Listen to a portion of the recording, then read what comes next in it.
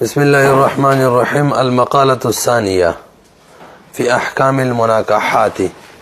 دویمه مقاله ده پدې کې به د نکاح د احکام بیان کیږي. الباب الاول في النکاح، باب اول د نکاح په بیان کې ده. الفصل الاول، د باب اول فصل اول کې راته په اوله ماده کې ده باب 414 نمبر ماده چې ده د نکاح د صيغو بیان راته کوي. نمنګ دا قدرت کې ویلو چې دواړه به د ماضي صيغې وي، نکاح منعقد کیږي په ایجاب او قبول باندې. دوه صيغې په کار دی، یو د ایجاب ده او یو د قبول ده. دواړه به د ماضي صيغې وي. لکه یو به ته وایي زوجت نفسي، او بل مبتدا غشان وایي یا نکحت وغیره. آیا به یو صيغه د امر یو بل به د ماضي وي. بیان یې به کې خپله کړی، تاسو ته وګورئ. يصح الفصل الأول يصح بإيجاب وقبول كلاهما للماضي. لك زوجت نفسي، یو طرفی وی بل وی قبول ما قبول کړی وا. خزه وی سړی وی ما قبول کړی وا، سړی وی خزه وی ما قبول کړی وا. لکه قبلت ورپسې وی زوجت نفسي، ځان مې درته په نکاح کې درکړی او سړی وی ما قبول کړی. او بنتي، یو سړی بل ته وی ما د خپل لور په نکاح کې درکړی وا. او موکلتی، یو سړی وی زما کومه موکله د زی وکیل کړی په نکاح ما مې تا ته په نکاح کې درکړه. سړی جواب کې وته خاون وی قبلت، فقال الاخر تزوجت وی یا قبلت وی. او احدهما للماضي، یو بګر ماضی څخه استعمال کی، والاخر للاستقبال او الحال، او بل استقبال یا د حال څخه استعمال کی. لکه مثال کزوجنی یعنی د امر څخه استعمال کی. نو بل ته جواب کی وی زوجت یا قبلت.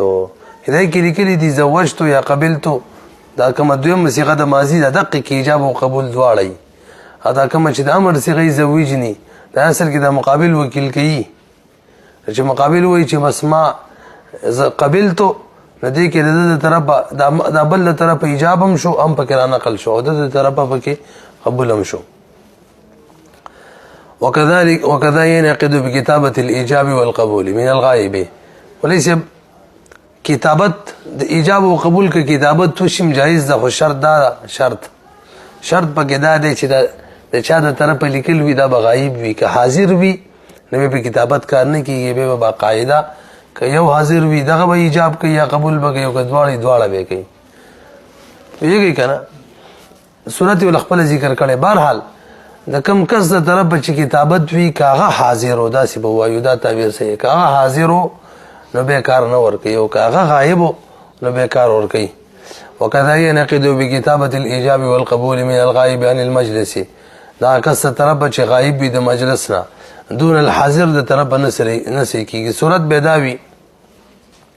مثال به تور باندې ماته یو جنې خط راولېږي، زه یو جنې ته خط ورولېږم، په هغې کې مته د نکاح پیغام ورلېږلی.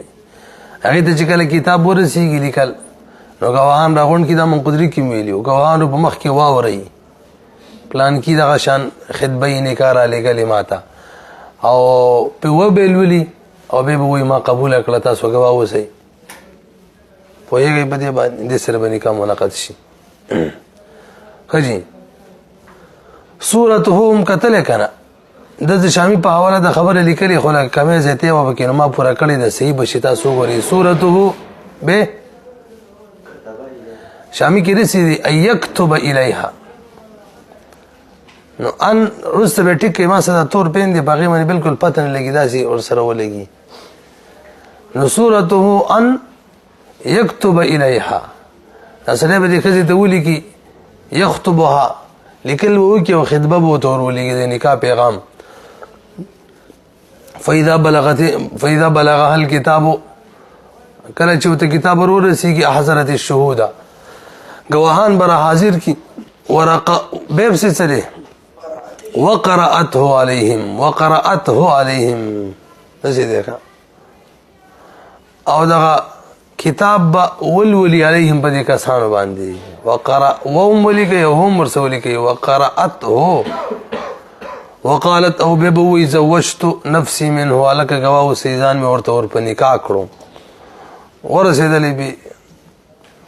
مخکې راځي ښه. جلد نمبر 4 مکتبه رحمانیه صفحه نمبر 73 کې رسېده 415 نمبر حاشیه حاشیه کې ماده وایم لو غلط الوکیل مولوی صاحب کچری وکیل په نوم د موکل کې غلط شو د بری خزینو می واخستلو نو به نکاح نه منعقد کیږي د چاره بار چې وکیل شوی لو غلط وکیل المرأة في اسمها واسم ابيها وپلار په نوم کې غلط شو لم يصح النکاح ولی ځکه جهالت پکې رااله نکاح کې هم متعین کول لازمي دي چې نکاح دې سړي سره کې الجهالت الا اذا كانت حاضره البته کچري حاضر وا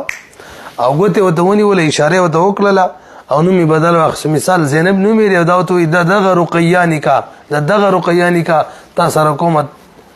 قبل یوي ما تقبل ده اگر کنو می د زینب په رقیه خسته ده خو به ته دغه زینب نکاح وشولا ځکه چې کله عالمیت جمع شي او اشاره وینو اعتبار چاله اشاره لري عالمیت چی دا یو وصف دی وصف حاضر کې لغوي یوي کنه الا اذا كانت حاضره مگر دا که حاضر وي او اشاره الیها او ته اشاره وکي 416 نمبر ماده ويشترط للنكاح ان يكون المحل قابلا وليس نکاح کې شرایط بیانای نو شرایط اول شرط دا دی چې دغه محل چا سره چې نکاح کې دا قابل دی نکاح وي څنګه قابل دی نکاح وي اجنبیه خزبې زار رحم محرم نه بنوي پیری بنوي دوبو والا انسان بنوي خرا یا غوا وغيرها بنوي نو ويشترط للنكاح ان يكون المحل چې وي بدا محل قابل بوي وهي المرأة التي تباغ خزبي احلها الشرع چې شرع حلال کړی فلا يصح نکاح المشرکه دا مې پکې نه ویلي د مشرک نکاح اوس نه کیږي محل نکاح نه دی دغه شان د محارم نکاح نه کیږي دغه شان د الګ سره نکاح نه کیږي والخنثى مشکل سره نه کیږي جنیه سره نه کیږي پیرای سره انسان الماد وبو کوم انسانان دی غسل نکاح نه کیږي ماده نمبر 417 شیخ الاسلام چې کوم کتاب دی دنیا میرے آگے هغه کې به د سمندرونو زینځینې کې واسونه کړی دي هغه باقاعده لیکلیم پکې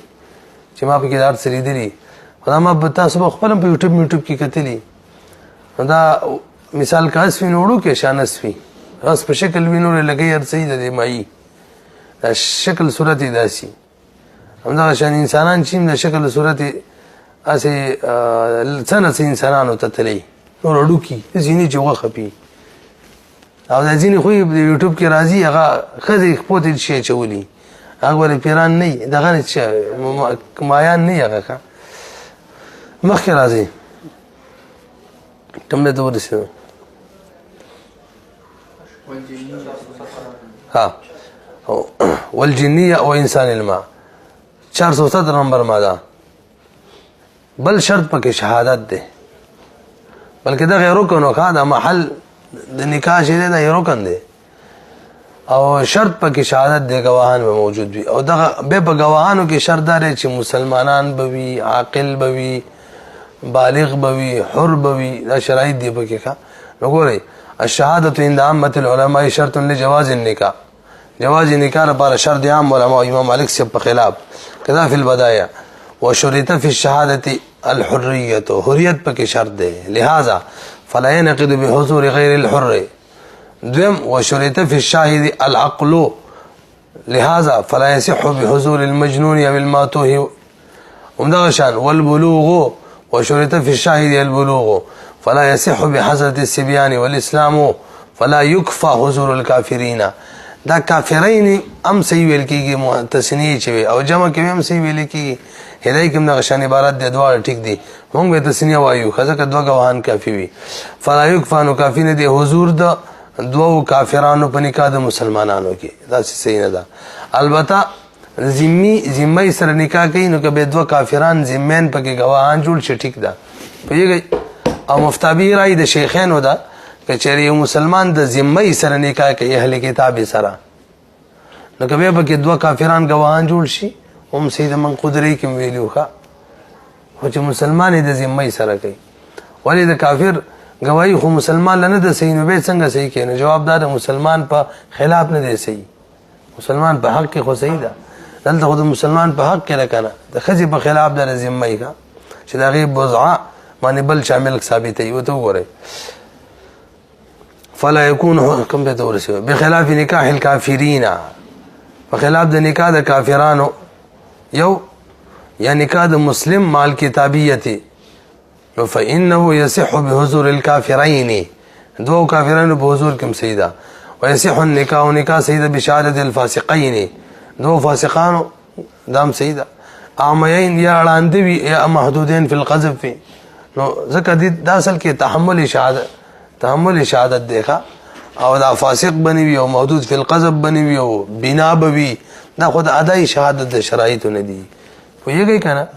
دا د چا د شرایطو نه دي ادائی شهادت د شرایطو نه په نکاح کې ادائی شهادت ضروري نه ده تحمل کافی دی مخکې را دی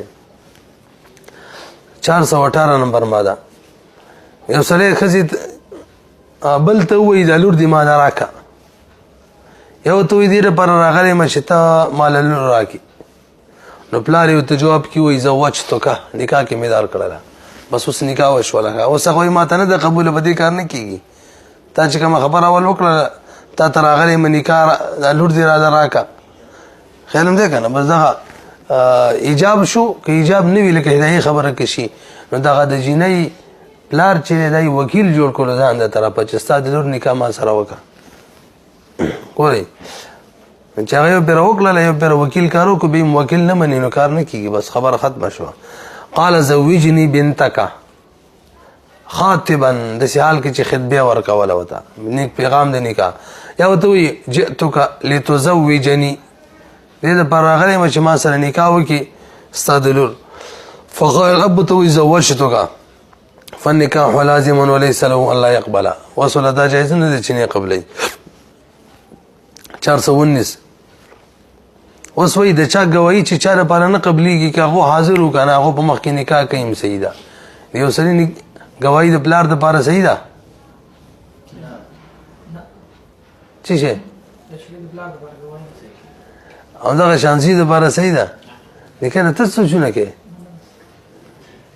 نو د چا ګواهي چا لپاره نه وي صحیح که نه هم په نکاح کې دغه کسان ګواهان جوړ شي هم ټیک ده ځکه خو ادائی شهادت خبرې دي دلته خو صرف تحمل کافی دی نو وینعقد بحضور من لا تقبل له شهادته او منعقد کیږي په حضور داغه چا کې چې نه قبلېږي د سړي دپاره شهادت داغه اصلا کما اذا تزوج امرأة بشهادة ابيها دی که نه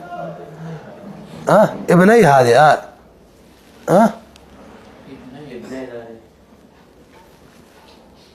صحیح دی ابنی هم ټیک راځي د دې ښځې دوه بچي دي هغه په مخ کې ويشترط في الشاهدين ان يسمع كلامهما معا ابنیها ټیک دی ښه قرآن شوی دی همدغه صحیح دی ويشترط في الشاهدين مولوي صاحب شاهدینو کې شرط دا دی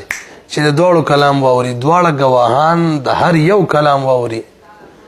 نو که کلام مې وانه اورېدلو نو بې ګواهي ټیک نه ده نکاح نه کېږي یا یو کس د یو کلام واورېدلو بل د بل واورېدلو نو بیا هم تعداد پوره نه شو چې د هر یو خبرې به دوه کسان اوري ایجاب او قبول دا به دواړه اوري ويشترط في الشاهدين يسمعا كلامهما معا فلو سمعا كلام احدهما یو کلام واورېدلو دون الاخر او سمع احدهما كلام احدهما یا یو پکې د بل کلام واورېدلو والاخر کلام یو پکې د یو کلام واورېدلو والاخر کلام الاخر یو بل پکې د بل کلام واورېدلو لا يجوز النکاح دا نه د صحیح لحاظه موبایل باندې نکاح نه صحیح کېږي ښه دواړه په موبایل خبرې کوي او ګواهان د دواړو نه جدا وي یا د یو سره ګواهان ناست دي نو دغه یو ایجاب او قبول خو به واوري خو که ایجاب یا قبول وي خو دا بل څوک چې موبایل باندې خبرې کوي اگر که ویډیو کال ولې نه وي دغه ایجاب او قبول خو به رای راست نه اوري کانفرنس کال وغیره ورسره نه صحیح کېږي ښه نو بیا موږ وله طریقه ښودلې وه که نه کوم چې په بل ځای کې دی مثال امریکا کې دی دوبۍ کې دی جاپان کې دی او دا مجلس کې کسان ناست دي بس یو کس دی وکیل جوړ کړي که نه یا ښځه جینۍ چې دی د خپل خاوند دی وکیل کې زما نکاح ځان سره وکړه د دوه ګواهانو په مخ کې دی وایي پلان کوي زه وکیل جوړ کړی یم د نکاح تاسو ګواه اوسئ ما په ځان ته په نکاح کړه ورته وګورئ 420 خدای دې خیر وکړي وهل یشترط فهم الشاهدین الکه د شاهدینو فهم ضروری دی که نه دی او یا فهم هم ضروری دی چې شاهدین به په ایجاب د سړي یا د ښځې او په قبول د سړي یا د ښځې باندې هم پوهېږي نو که وایي ورې او نه پې پوهېږي په بله ژبه کې ایجاب او قبول کوي بیا هم نه ده کافي وهل يشترط فهم الشاهدين العقده مثلا تزوج امراه یو سړی نکاح دی وي ښځې سره وکړي باللغة العربیة او ان د ترکیینو ګواهانو په مخ کې یا د هندي جب اردو جب والو ولم يفهم او دواړو فهم نکړه نو ففي الهنديه هنديه فتاوى کې الظاهر انه يشترط الفهم مع السماع سماع سره فهم هم شرط ده ايضا كذا في سراج الوهاج وهو الصحيح كذا في الجوهرة النيراء فلا يصح النكاح المذكور على الأصح هندية ملخصا الفصل الثاني في المحرمات د محرمات بیان کې تاسو لګو غره دا ولا یو تعبیر ور کړی دی هر هغه خزه چې تا ته منسوب وي ما مطلب خور دی دا نو نکاح ور سره نه کیږي یا ته منسوب وي هغه ته اوروري نکاح ور سره نه کیږي صحیح شو نسبی دی او که رضاعی دی یا تاسو دواړه یو شخص ته منسوبې وي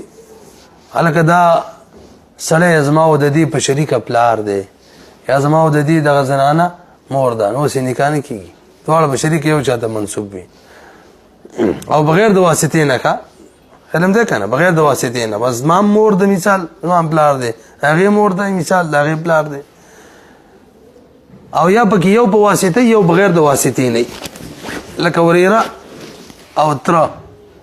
هلکه دا سړی زما پلار دی او د دې د پلار دی دا سړی زما د پلار دی او د دې پلار دی زما د مور پلار دی او د دې پلار دی لکه یو فتوا سره راغلی د لیکلي نه دغه سړي مې ورکړی نه دی راغلی چې هغه هلک د خپل ترور سره نکاح کوي د مور د خور سره او باقاعده ورسره لینډ دی وایي حتی چې زنا یې ورسره کړې ده دا به جایز وي که نه به او هلک وایي چې ما د قرآن نه دلیل راوړی بهرحال پوهېږئ که نه خبره باندې همدغه شان که چېرې دواړه په واسطې سره منسوب وو د بې نکاح کېږي هلکه دا دی د جینۍ د پلار هم دی او زما د پلار هم دی د خپل منځ کې دا جینۍ ولک تره زامني مثال تره زوی تره لوري د بې نکاح ټیک ده ښه څه وایي ورته وګورئ کل امرأة انتسبت الیک یو او انتسبت الیها بالنسب والرضاع او انتسبتما الى شخص واحد یو سړي ته تاسو منسوبي وي یا ښځې ته بلا واسطه مور او پلاري مثال او احدکما بلا واسطه یو په دواړو کې تاسو بلا واسطه او بل پکې په واسطې سره وي نو دا به ټولې حرامې وي وان انتسبتما که چېرې تاسو دواړه منسوب شئ الی شخص بواسطه که په واسطې سره یو سړي ته منسوب شئ نو فلا نه به حرام نه ده به جایز ده زما د پلار هم دی او د دې د مور پلار دی مثال 422 راځي اوس په تفریحات کوي انتهایی اسانه ده تر خلاصې ته ضرورت نشته رخه نو وی فحرم تزوج امه مور سره نکاح حرام شولا خیرم دی کنه ځکه دا منسوب دی وته کنه ته منسوب یې هغه ته منسوبه ده وبنته د امه دا مثال انتسبت الی الټه کړی دی کنه چې مور سړی مور ته منسوبي او دواړو طرفه کېږي خبره پکې نشته ده دغه شان د بنت سره نه کېږي وین بعودتا اگر که لري مور دی د مور مور دی دا د مور دی دا او یا نوسۍ کړوسۍ ده او اخته د خور سره نه کېږي و بنتها د خور د لور سره و بنت اخیه دغه شان د ورور د لور سره و عمتې د ترور سره د پلار والا و خالتې او د مور د خور مور چې کومه خور وي یعنې مور طرفه ترور و ام امراته او د ښځې مور خواښې و بنتها او د ښځې لور سره هم نه کېږي خو شرط به دا وي ان دخله بها قرآن کې هم دغه شان راغلي که نه چې ښځې سره دخول کړی ښه او امرات ابي د پلار د ښځې سره و ابن او د زوی د ښځې ګور سره و ان بعودتا دغه شان د نیکه ښځه د ډر نیکه ښځه د نوسي ښځه د کړوسي ښځه والکل رضان دا ټول که رضان چې دغه حکم دی رضایي زوی دی د ښځه ده رضایي خور ده رضایي مور ده ورځه پسې همدغه شان والجمع بین الاختین نور پوهېږئ که نه او دغه شان داسې دوه جینکۍ په نکاح کې نه شي جمع کولی که هغې کې یو سړی فرض شي بل سره نکاح نه کېږي قصه ته یاده ده وبین امراتین ایتها فرضت ذکرا چې کوم پکې ذکر فرض شي مذکر نو حرم النکاح بینهما ويجوز الحبلى من زنا نه که حاملې هغې سره نکاح امام صاحب وایي کېږي وتې به ورسره نه کوي پوهېږئ که نه که د ده د زنا نه ده اوسه زنا کړې ده او حامله ده بیا ورسره نکاح وکړله نو بیا ورسره وتې هم جایز ده نو فقط یې ویل چې د بل زنا نه علاوه د بل شي نه حامله وي بیا ورسره نکاح نه کېږي مثال حربۍ ده حامله مسلمان شول دارالاسلام تراله اوس حامله د اوس نکاح نه کوي خجي. الفصل الثالث في الاولياء والاكفاء وغيرهما دا په اولیاء او ولینو په باره کې او کفه په باره کې دي. لا ولایت لعبد وسوي چا د پاره ولایت چې ټیک نه دی هغه غلام د پاره غلام د چا ولی نشي جوړېدل په نکاح کې یا صغیر یا مجنون یا ماتو یا کافر. ځکه ولایت معنی دا تصرف القول على الغير. تصرف القول مې له کوم ویلو تنفيذ القول على الغير بغیر باندې خپل قول نافذ اول نو دې کسان خو په ځان باندې قول نه نافذ نو بغیر بس نافذ شي. توجه ده کنه تسوي لا ولايه لعبد وصغير ومجنون وماتوه وكافر على مسلمه مخکې راځي به ولی ترتیب څنګه دی نو موږ ویلو کوم د ارث میراث ترتیب دی عقد چام دی د نکاح دی دم قدرت کې ویلو کنه والولي العصبه اسباب ولی وی او په اسباب کې ماغه ترتیب دی کوم چې میراث والا دی مطلب زوی اولاد د پلار نه به پلار د نکاح نه او به دغه شان نکاح د ورور نه به ورور د تر نسب سی ورزه به ترتیب الارث ویلم تكون اسباب کا سبب کې نو اسباب خو مذکر وارث ته ویل کیږي کنه نو به امور ویګه فالولايه للام او كمورم نو اخت عينيه ثم الاخت العيانيه قدام نو بعلاتيه ثم لولد الام ب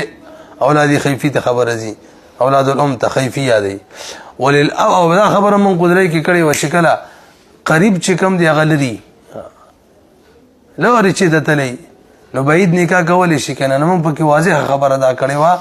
کدا قریب دومره لري چې دا کوم رشتہ راغلی دا کدا غنه من خبره خلو هغه دا رشتہ د لاس نه وځي نو بعید ولی جوړېدل شي یادم دي کنه نو وی وللابعد التزويج بغیبه الاقرب ابعد د بار تزویج شته چې په وخت د غیبوبت د اقرب کې مسافت القصر چې مسافت د قصر باندې لري تلې درې ورځې درې شپو چې کوم مزل وي خو موږ چې کوم خبره وکړه اق مفتابه وکړه 425 نمبر اذا كان احد المتناكحين قاصرا بان كان صغيرا او ماتوها او مرقوقا او مجنون په خزه او خاون کې یو قاصر دی د کلام کولونه په ایجاب او قبول باندې یا دواړه قاصر دي اولیاء ولا به نکاح کولای شي خرم دې کته استعمالو د ماشوم لا یا ماشوم لا پلار نکاح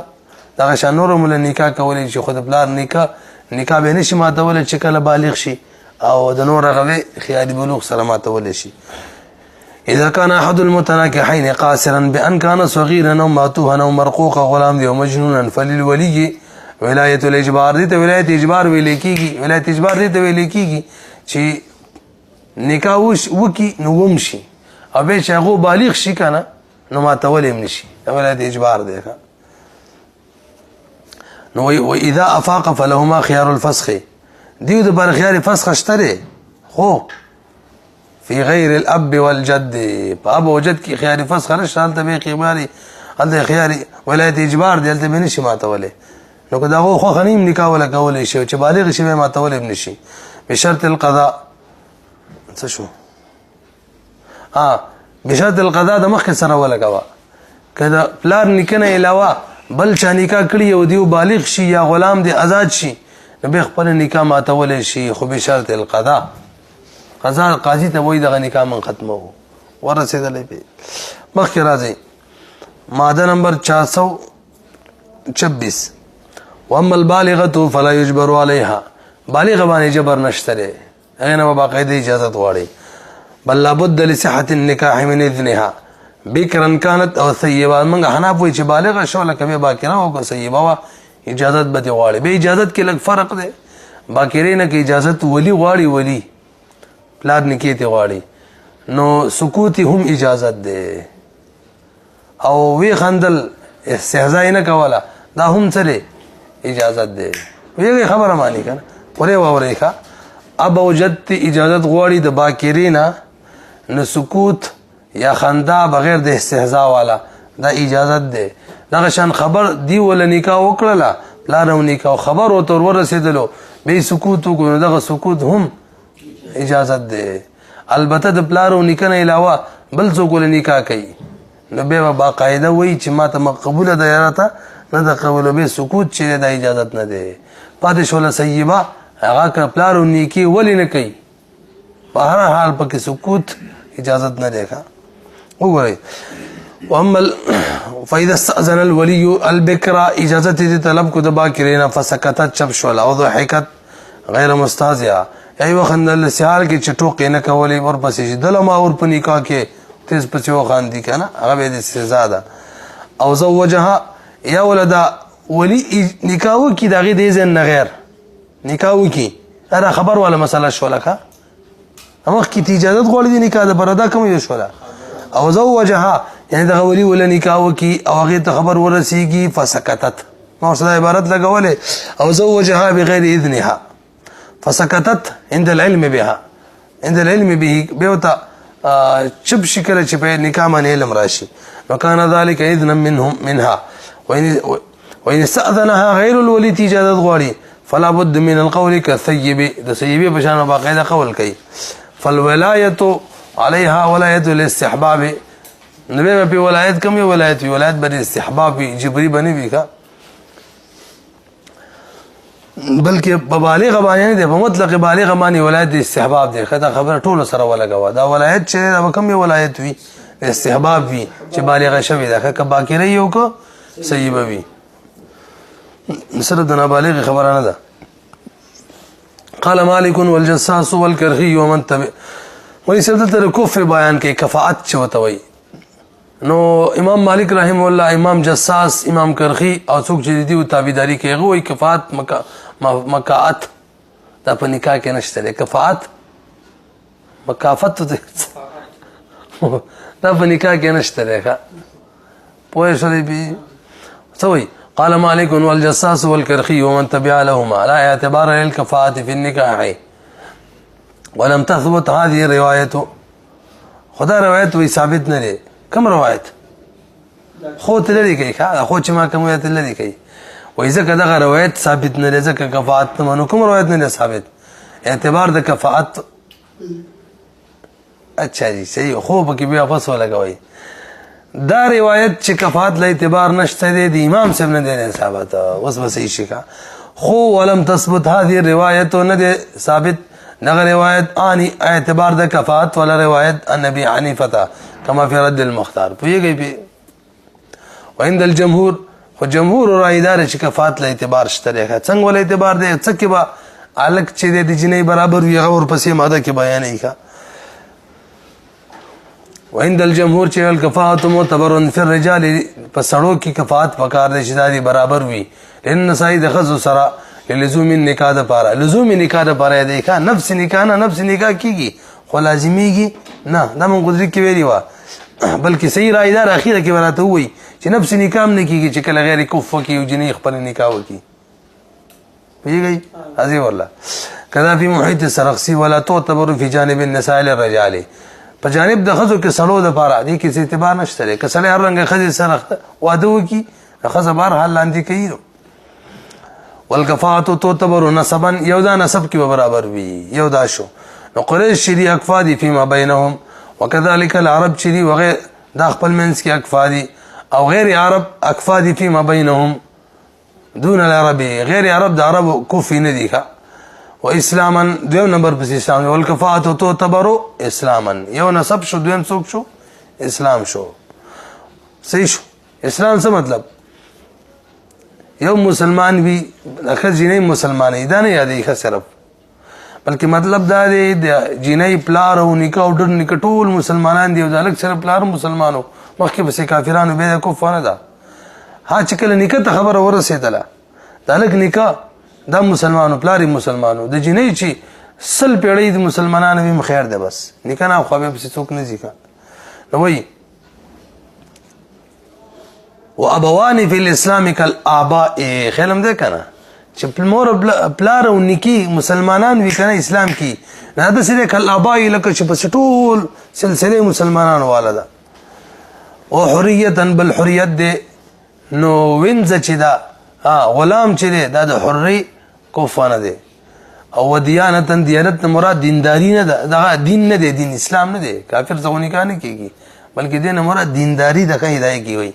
وديانه فلا يكون الفاسق دائما تفريدا نو به جوړيږي فاسق کفر صالحي د پاره وهذا قول ابي حنيفه وابي يوسف رحمه الله او الصحيح كذا في الهدايه لكن ذكر السرخسي امام السرخسي ذکر کړي چې ان الكفاءه من حيث الصلاح غير معتبره د صلاح په اعتبار سره کفات غیر معتبر دي دا پکې نشته چې د فاسق د کفر نه صالحي د پاره فاسق هم کفر ده هو الصحيح من مذهب حنيفه وهو الصحيح من مذهب حنيفه او دته امام سے روایت من سی ویلی کذا فی السراج الوهاج خو صحیح روایت هغه مفتابیها چې کفر نه ده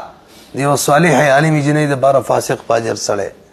وحرفتن دا ولګوا کفات معتبر ده بنسب کې اسلام کې دیانت کې او حرفت کې دې تر ورسېدل کنه فی ظاهر الروایت ظاهر روایت کې دی له اعتبار اشتراکه ظاهر روایت کې ول اعتبار اشتری حرفت په جنې کنه کار کسب صنعت کې نوس الګ جولا دیو خزه چې دغه سونی کاروبار کې خاندانی دا اوس کوف وینه خو امام یوسف سے قول غره ګرځولې دي هغه مړه د صنعت خو بدلیږي را بدلیږي یا جولا به سباله بل غټ کاروبار شروع کی خو جولا نوم خو دې نه لري کیږي نو به عمر بسی نن سبا چې څوک کپړو کاروبار کې سره څوک جولا وینه وسه خاندانی شي ګرځیدل دي مخکې را دی وحرفه في ظاهر الروايات سرا خبر ختم شولخه او عن ابي حنيفه کې ووم دی وعن ابي حنيفه اذا بل خبر شوله امام سبن روایت دی غدا دی لا تعتبر الحرفه وفي قول ابي حنيفه في روايه امام سب یو روایت دی وقول ابي يوسف او امام يوسف سبم دی امام محمد سبم دی سو یو تاسو پیږئ کنه سوي وفي قول ابي حنيفه في روايه يو وقول ابي يوسف د امام يوسف سبم روایت دی ومحمد د امام رحم الله روایت دی درې وړو خو امام سب یو دی فقط نور دوړو هم دا یو روایت د امام سب نور روایتونه مشتري او په دې عنوان کې صرف یو روایت دی قران خو نه ویلا او د صحابانو بهر حال لا یو دی اکم دی چې تو تبرو اعتبار بور لې لہذا فل حجام تو وی کنه حجام ها حجام چره حجام څه وي بوختو کې نای امدا شان حائک دا جولا او کناس حکم چې جارو مارو وي او دباغ کپڑے چرن کوي لا يكون كفا للعطار د بارا کفا نه دي بزاز کپڑے چې خرڅي دغه لپاره دباغ خدا دباغ رشته دباغت چې صحیح ده دباغ چې دا کفا نه د عطار او بزاز د لپاره او د سراب د لپاره قال قاضي خان هو سيهنديا 429 ولو زوج طفله غير كف یسری خپل ماشوم نکاح په غیر کف کې وکړه بهر راي کنز په حواله لیکلي بهر راي کې ورسره صورت ذکر کړی دی ښا یعنی د خپل زوی نکاح د وینځ سره وکړه یا د خپل لور نکاح د غلام سره وکړه یا د خپل زوی نکاح د جنې سره وکړه مہر ډیر مقرر کو غبن فاحش سره یا د لور نکاح وکړه دی الګ سره حر سره خدا رچی مہر انتهایی کم مقرر کو به وتوغره ولو زوج طفله غير كف بغبن فاحش من المال صح واذا سيدك قبلار دا کارو کی ویږي ولم يجوز ذلك لغير الاب والجد يعني اب او جد سره جائز ده دین علاوه نور لپاره نه ده خو دای کلی کچری دی او پلار او نکاح ام په دغه شان غبن باندې مشهور وي فسق باندې په دغه شان یعنی څه توای خیانت باندې مشهور وي نبی دی و نشي کولای ها لکه یو جنې ولور دوی دغه شان غبن مانی خرڅ کړي خلکو مانی دا خرڅول دي اصل کې نبی بلی لکه نشي کولای امنګه مادم ویلی وکنه ولایت چې کوم دی دا په مصلحت بنا دي څنګه دا مادم څنګه ویلی و الرعیت التصرف على الرعیه منوط مصلحت مانی بنا ده 430 اذا زوجت البالغه نفسها من غير كف وسيو بالغه جنې د خپل ځان نکاح غیر کف کې وکینو څنګه به نمن قدرت کې ویلو که ساسيات بي نمونږ دا موقوفه ده که اولیاء اجازه ورکو صحیح ده کني ختم بشي خو صحیح ده عدالت هم دا ویلي چې دا سره منعقد کیږي هدايه په حواله باندې ګورئ اجازه وجد البالغه نفسها من غير كف صح النكاح وفي ظاهر روايه عن ابي حنيفه وهو قول ابي يوسف اخر امام السلسله من دا قول بل امام محمد رحمه الله یو قول داده وروى الحسن عن ابي حنيفه امام صاحب نے روایت کړی دی حسن شن النکاح لا ينقض دا نکاح سره منعقد کیږي نه والمختار في زماننا روايه الحسن امدا مختار دی قال شمس الائمه وی روایت د حسن اقرب دی احتیاط تا كذا في فتاوى قاضي خان في فصل شرائط النكاح وان لم يكن لا ولي اك ولي ولا نبي بغير كفك نكاح وكنو به صح النكاح اتفاقا كذا في النهر الفائق